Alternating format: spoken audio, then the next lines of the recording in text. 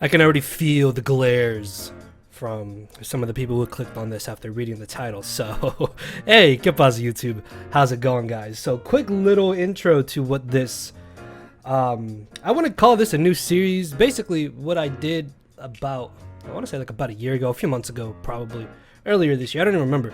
But I had a series called Let's Discuss, and that title's just really basic. I didn't like it. So, this is kind of going to be that series, but no face cam and just the name change to Let's Chatter, just because I kind of like that. I don't know why. I've been using Chatot, or I've had Chatot and BBL, and I was like, oh, Chatter sounds pretty cool. So I was like, yeah, so I guess quote unquote this is the continuation technically of Let's Discuss. We'll just call it season 2, but this is the first episode of Let's Chatter, where this is just a series where I talk about stuff, I give my opinion on stuff, and I want you guys to comment down below letting me know what you think about it, and then we can chatter back and forth in the comment section below.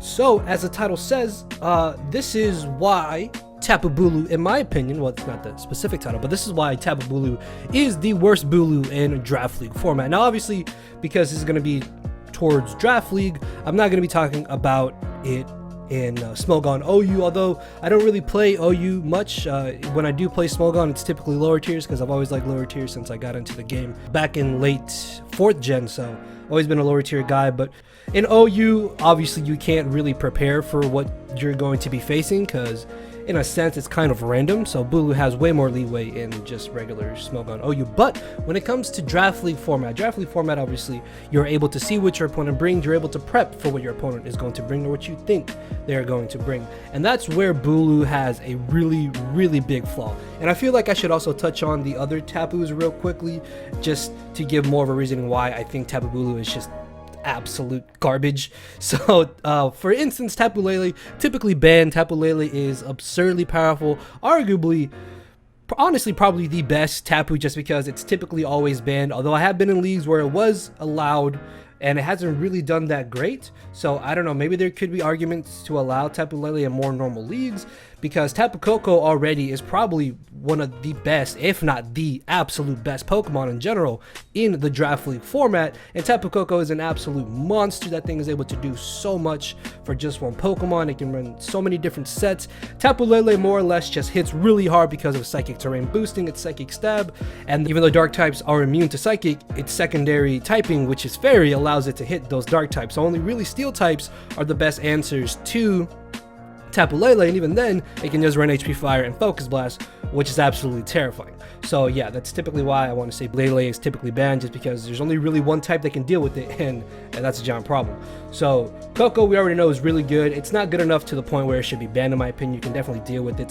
Tapu Fini also, I think, is way better than Tapu Bulu, just for the fact that Tapu Fini is able to always consistently pivot, even though it doesn't have a reliable recovery move like Bulu and Koko. It's still just extremely bulky. Its base 85 speed is also very helpful to it, and it's able to support teams very well. It's able to give setup mons on its team chances to boost up because of the misty terrain, and the terrain is actually the big thing that I'm going to touch on when I get into Bulu. But misty terrain is really helpful, even though all the terrains technically do help your opponent in a sense. Like Psychic Terrain is able to boost your opponent's psychic moves, Electric Terrain boosts your opponent's electric moves, and your opponent can also take advantage of Misty Terrain. The thing about Tapu Bulu is not only is its typing just really bad, in my opinion, it's weak to so many different things, man. It's weak to fire, ice,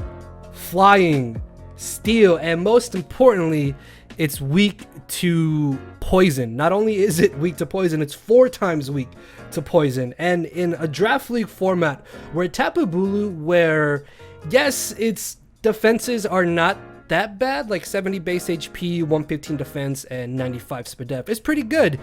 The fact that you can easily just tech on any type of poison coverage that your Pokemon can learn really just makes Tapu Bulu much less of a threat to check, just because you're able to just about always 2A KO it most likely with any type of poison move. Even hidden power poison is able to do so much damage to Bulu. Obviously, you can kind of mitigate this with running a poison weakening berry most likely, but even then, that's still going to be doing a good chunk of damage.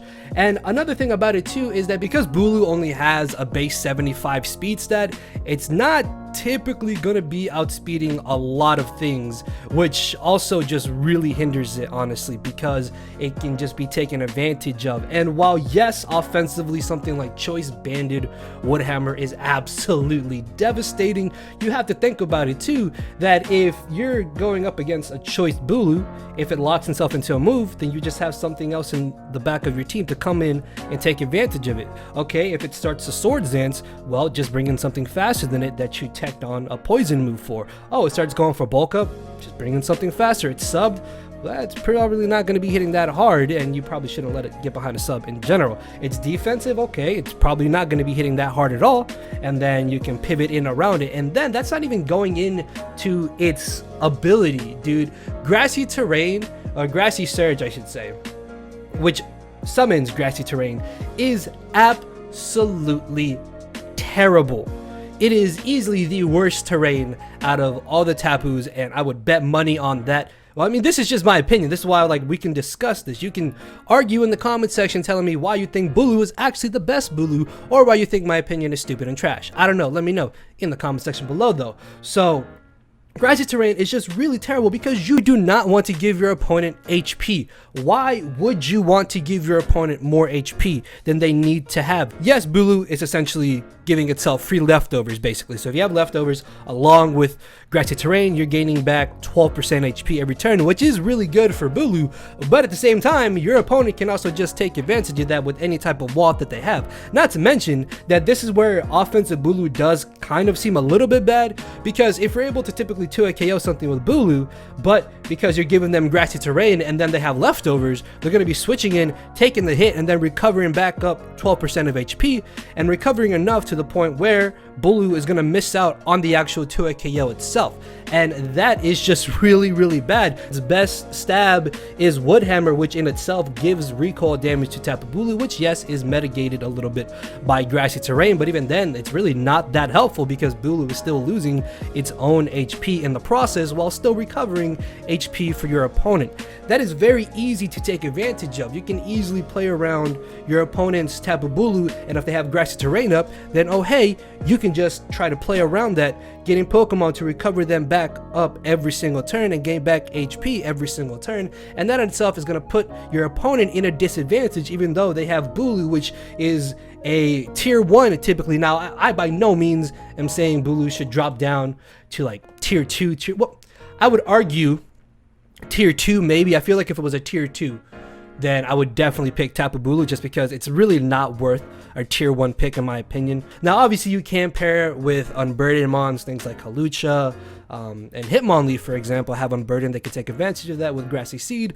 which does give a little bit of merit to Tapu Bulu. But at the same time, I've been in games where I faced Tapu Bulus, I've seen games with Tapu Bulu where it just really does nothing. And the fact that, again, you're giving your opponents free recovery is such a bad thing for the Tapu Bulu user. You don't want to do that. That's why I think that Tapu Bulu is easily the worst Tapu. Its 4 times weakness to poison is easily exploitable. It's really not that fast, and the fact that it can give recovery to your opponent is just really, really dreadful, honestly. Now, again, its offensive prowess, yes, base 130 physical attack stat is absurd. With Woodhammer, this thing is hitting absurdly hard and is able to do a whole lot of damage. But at the same time, it's really not that good. I believe that the cons definitely do outweigh the pros when it comes to Tapu Bulu. Again, let me know what you guys think about this in the comment section below. Do you agree with me? Do you disagree with me? Do you think this opinion is stupid? Do you think it's good? What are your thoughts on Tapu Bulu in the Draft League format? I can't really touch, again, on Smogon OU because I don't really play much OU, and again, when I do play Smogon, it's typically lower tiers where I would definitely believe Bulu would be busted in like UU and RU, obviously, and no chance it would ever be NU or PU. you. But when it comes to Draft League format, because you can prepare for it so well, you can take advantage of its weakness, which are definitely better than its strengths, honestly, in my opinion.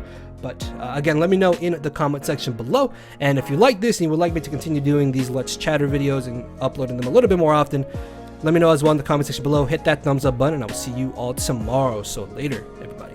Because my brain and heart are both tied in a knot, and this hinders me from crying a lot. This causing me to show no emotion. But when I said I cared, I wasn't joking. But I guess it's too late for me to become broken. For now, I'm living with no more pain, tears, or hoping. I'm just coasting. Yeah, I said I'm coasting. No more pain, tears, and hoping. For real.